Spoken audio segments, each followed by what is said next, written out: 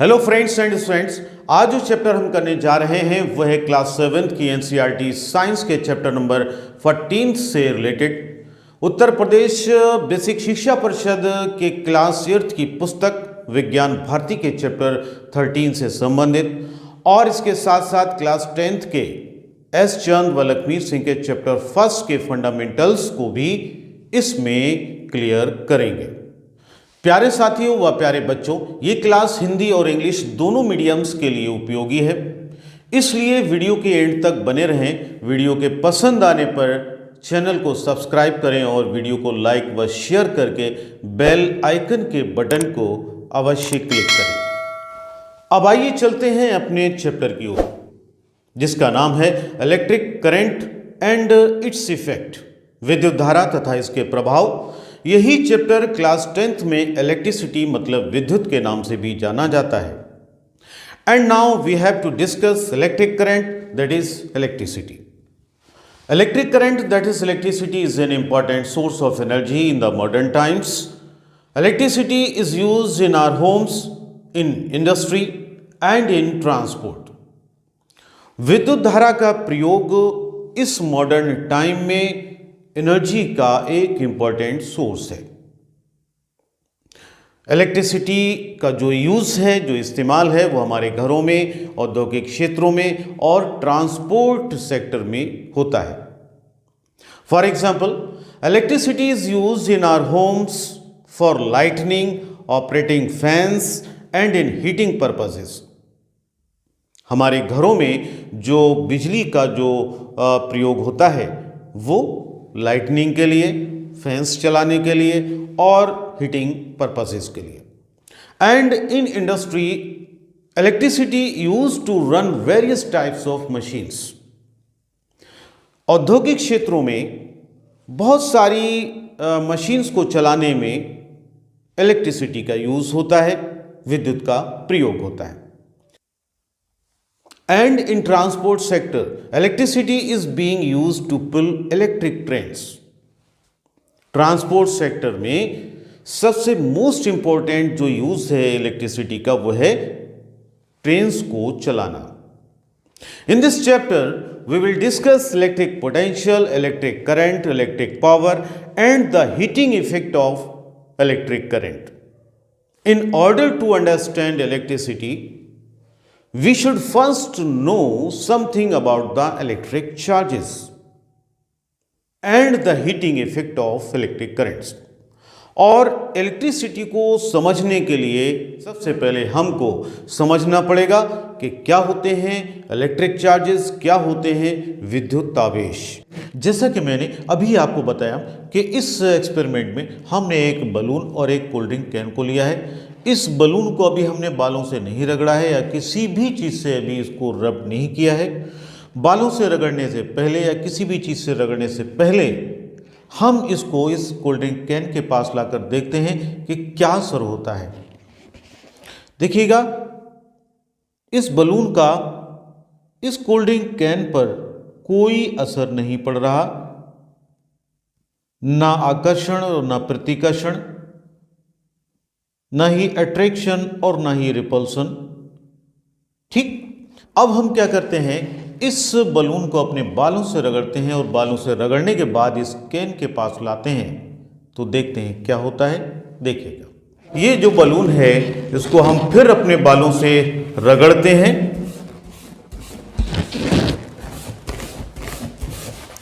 बालों से रब करने के बाद देखिएगा क्या होता है। इस बलून को इस कैन के पास लाते हैं, देखिए, फिर देखिए कैन बिल्कुल अपनी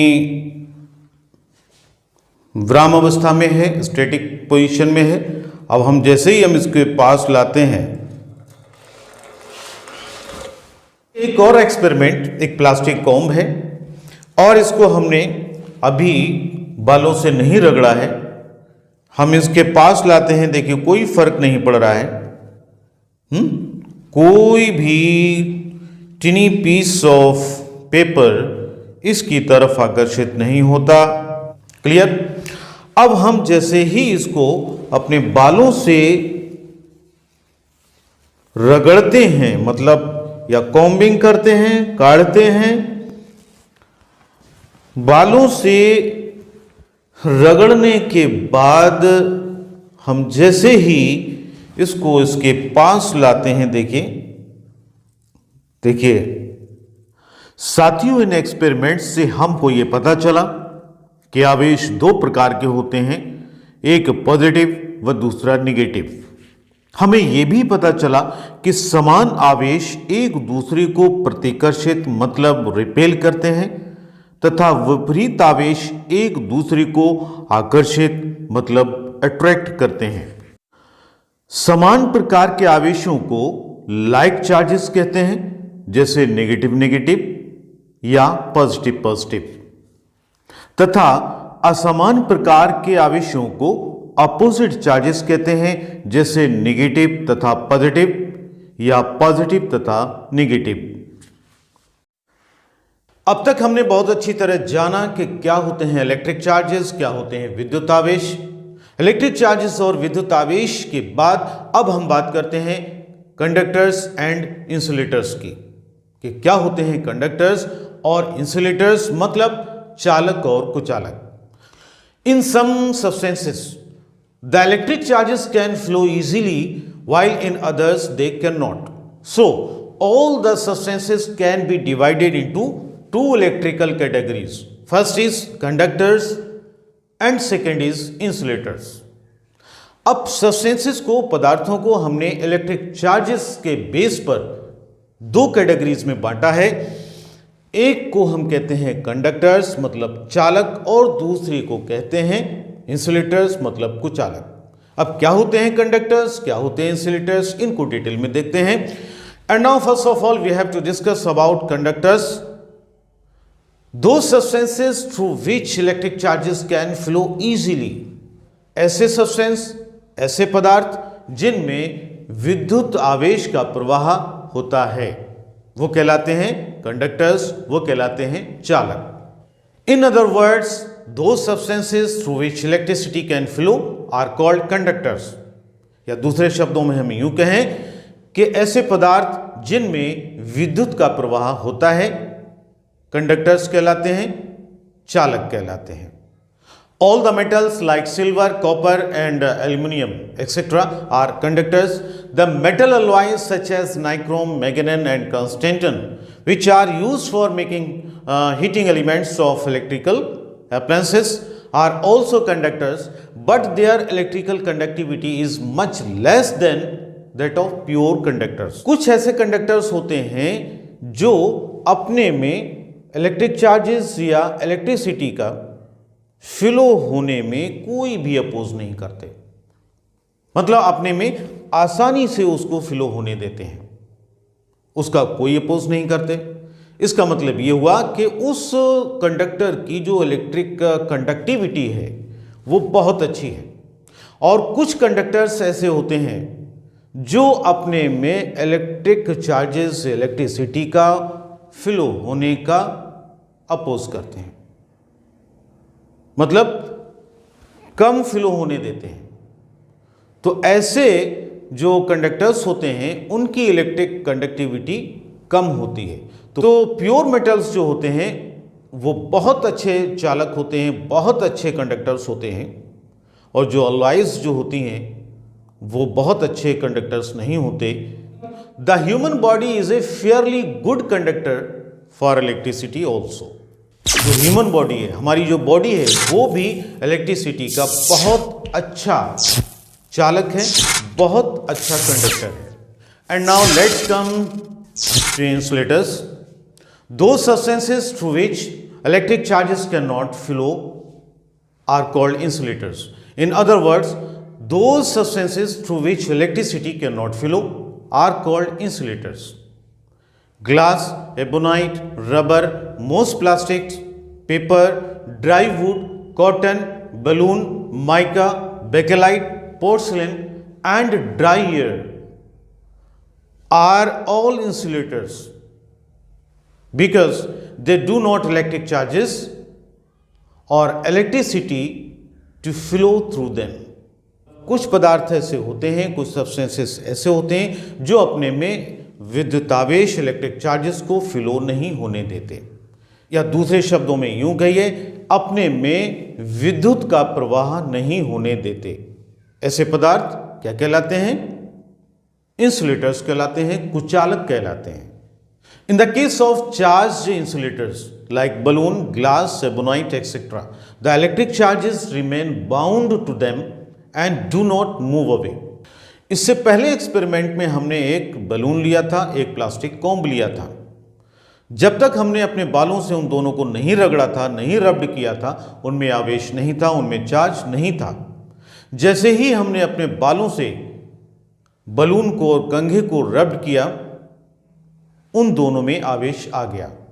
मतलब इससे पहले दोनों इंसुलेटर थे, अब उनमें आवेश आ गया। आवेश आने के बाद वह हमारे बालों को अट्रैक्ट करने लगा, बलून भी, कंघा भी। कंघे ने टिनी पीसेस ऑफ पेपर्स को अपनी तरफ आकर्षित किया, अट्रैक्ट किया। क्यों किया? क्योंकि उसमें आवेश आ गया था। आवेश आने से पहले वो इंसुलेटर थे। अब जैसे ही उनमें आवेश आया, वो क्या हो गए? चार्ज्ड इंसुलेटर्स हो गए। लेकिन उनमें कंडीशन है, उनमें एक शर्त है। उनमें जो चार्ज आया है वो चार्ज उनके अंदर ही रहेगा, वो चार्ज दूसरी जगह मूव नहीं होता, वो चार्ज उनमें बाउंड रहता है, उनमें बंधा हुआ रहता है। We will now explain the reason of the difference in the behavior of conductors and insulators. All the conductors, like metals, have some electrons which are loosely held by the nuclei of their atoms. Those electrons are called free electrons and can move from one atom to another atom. The electrons present in insulators are strongly held by the nuclei of their atoms, since there are no free electrons in an insulators. अब हम discuss करते हैं कि conductors में electric conductivity होती है तो क्यों होती है, और इंसुलेटर्स में इलेक्ट्रिक कंडक्टिविटी नहीं होती तो क्यों नहीं होती। ये मैंने अभी आपको बताया कि all conductors like metal have some electrons which are loosely held by the nuclei of their atoms. तो हर पदार्थ कैसे बना है? एटम्स से बना है। एटम कैसे बना है? Electron, proton, neutron. न्यूक्लियाई में क्या होता है? प्रोटॉन प्लस न्यूट्रॉन, और इलेक्ट्रॉन इसके चारों तरफ रिवॉल्व करते हैं। तो सबसे आउटर मोस्ट जो शेल होती है, आउटर मोस्ट जो ऑर्बिट होती है, जो कक्षा होती है, उसमें जो इलेक्ट्रॉन होता है वो होता है नेगेटिव, और जो न्यूक्लियाई होता है वो होता है पॉजिटिव। तो पॉजिटिव और नेगेटिव में अट्रैक्शन होता है। तो सबसे करीब वाली जो उसकी ऑर्बिट है, उसमें जो इलेक्ट्रॉन्स होते हैं वो बहुत टाइटली बाउंड होते हैं उसके आकर्षण बल से। जैसे जैसे उसकी ऑर्बिट्स दूर होती जाती हैं, उनमें वो आकर्षण बल कम होता चला जाता है, और जो आखिरी जो उसकी ऑर्बिट होती है, लास्ट ऑर्बिट जो होती है, उनमें जो इलेक्ट्रॉन होता है वो इलेक्ट्रॉन कम आकर्षण बल से बंधा हुआ होता है। उस इलेक्ट्रॉन को हम आसानी से वहाँ से किसी भी मेथड से हटा सकते हैं, मूव कर सकते हैं। ठीक यही चीज़ इंसुलेटर्स में क्या होता है? उसमें भी इलेक्ट्रॉन, प्रोटॉन, न्यूट्रॉन होते हैं, उनमें भी एटम्स होते हैं, लेकिन उनके जो इलेक्ट्रॉन्स होते हैं वो electrons nuclei positive, electron negative, तो वो इतने टाइटली बाउंड होते हैं, चाहे वो लास्ट ऑर्बिट में हो, चाहे वो करीब उसकी ऑर्बिट में हो। करीबी ऑर्बिट में ज़्यादा आकर्षण होता है, ज़्यादा अट्रैक्शन होता है, लास्ट वाली में थोड़ा कम होता है। लेकिन इंसुलेटर्स में इतना ज़्यादा होता है कि वो लास्ट ऑर्बिट में जो इलेक्ट्रॉन्स होते हैं उनको मूव करना, उनको रिप्लेस करना, उनको वहाँ से हटाना मुश्किल होता है, उनको हम नहीं हटा पाते। इसलिए उसमें से, उस सब्सटेंस में से, उस इंसुलेटर में से इलेक्ट्रॉन बाहर नहीं जा सकता। इसका मतलब उसमें इलेक्ट्रॉन फ्री नहीं है।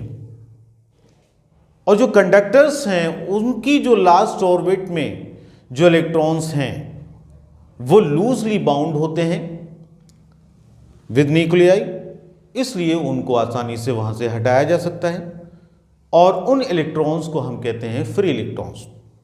तो कंडक्टर्स में उन्हीं फ्री इलेक्ट्रॉन्स की वजह से इलेक्ट्रिक चार्जेस डेवलप होता है।